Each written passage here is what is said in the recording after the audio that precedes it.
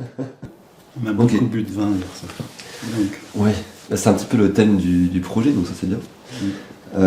Est-ce que tu veux déjà peut-être nous expliquer quel est ton rapport avec le Liban, avec Beyrouth en particulier? en gros, je suis arrivé au Liban en 95, je pense, un peu par hasard. J'ai échappé à un monde que je voulais plus en Europe.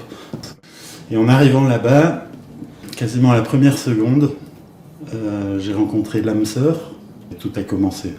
Je me sens très proche des cultures méditerranéennes, mais aussi de la culture libanaise en particulier. Je suis resté une année entière au Liban, presque enfermé, mais à me promener dans la montagne, dans la ville, et à faire des gribouillages, à dessiner, à écrire, sans savoir où j'allais aller.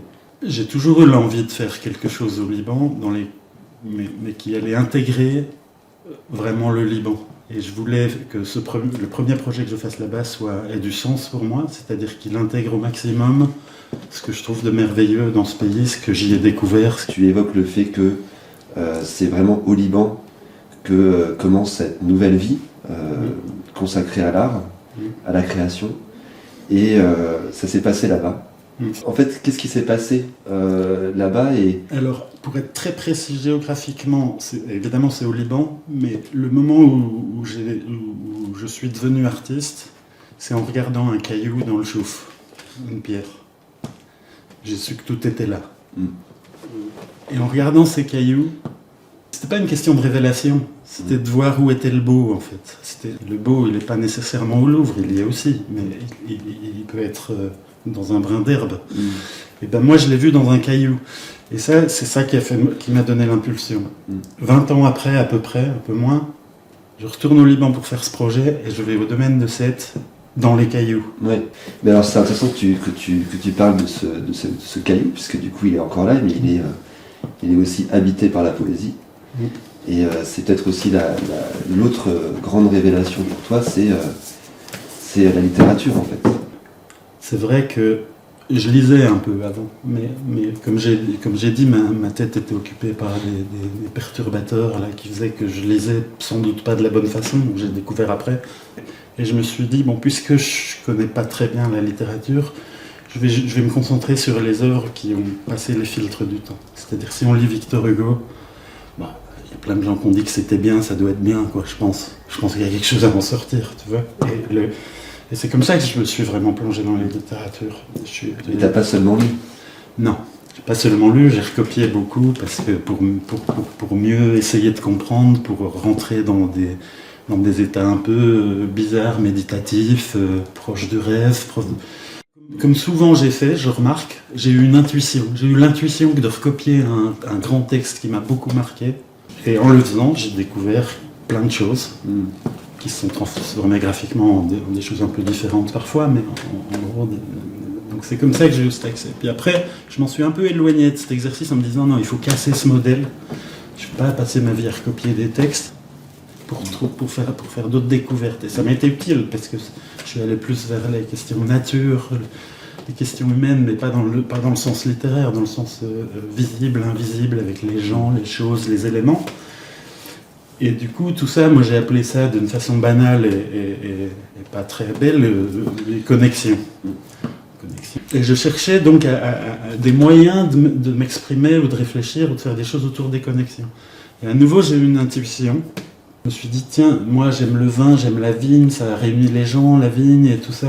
Et je me suis dit, visuellement, plastiquement, je vais aller déterrer des vignes, mais avec le système racinaire. Et pareil, voir ce qui se passe avec ça. Je ne savais pas trop ce qui allait se passer avec ça. Bon, je les ai mis, je les ai suspendus, j'ai trouvé l'objet magnifique, j'ai rien fait, je les ai juste pris pendus et c'est beau. Bon, puis après, je l'avais pendu chez moi, cette vigne, que tu as vue, je pense, à l'époque, toute seule. Et puis je me suis dit, putain, mais voilà, ça, c'est les connexions du sol au ciel, quoi. Enfin, et donc, voilà ce que j'ai fait. Comme j'aime la poésie et l'écriture, j'ai fait... Comme tout le monde, j'ai recherché qui avait écrit sur le vin, la vigne et tout ça, et je suis tombé sur Omar. Ce qui est assez beau dans l'exposition et le projet que tu proposes, c'est que ça vient vraiment regrouper ces deux immenses thématiques qui sont omniprésentes dans ton travail. D'un côté, la littérature, Et puis ces systèmes de connexion avec la vigne, et les deux en fait sont complètement liés dans cet objet qu'est le vin.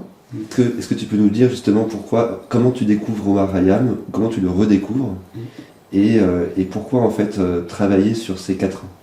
En réfléchissant à partir de cette intuition, de cet objet que j'avais à la maison qui pendait, et j'ai recherché des gens qui ont écrit sur le vin. Et c'est comme ça que je suis tombé sur Omar Khayyam. Et j'avais aucune idée que ce personnage existait avant ça. Je me procure ces quatrains et je lis ça et je trouve ça merveilleux. Vraiment, je trouve ça merveilleux. Donc je les recopie. On ne se change pas. Je les recopie. Et puis après, j'ai fait évoluer un peu le projet. T'as vu, je me suis dit, tiens, je vais faire 144 petits dessins de vignes qu'on mettra en corrélation avec ces 144 quatrains. Et puis le temps passe, et puis toujours dans cet esprit de vouloir connecter les choses et de faire que le fleuve va jusqu'à la mer, je me suis dit, ok, mais alors qui a été influencé par Omar Khayyam? Omar Khayyam, on ne le connaît pas en Europe, mais au Moyen-Orient, c'est une espèce de rocher à nouveau, immense. Presque tous les Libanais connaissent Omar Khayyam, presque aucun Français ne connaît Omar Khayyam. Même toi qui es très éduqué et très cultivé, tu connaissais pas. Donc voilà, c'est un monde qui s'est un peu ouvert. Je me suis dit, ah oui, donc je me suis dit justement que cette exposition, ce serait bien de la faire déborder. Oui, les connexions, oui la vigne, oui Omar Khayyam, mais après quoi? Ne pas l'arrêter à un mur.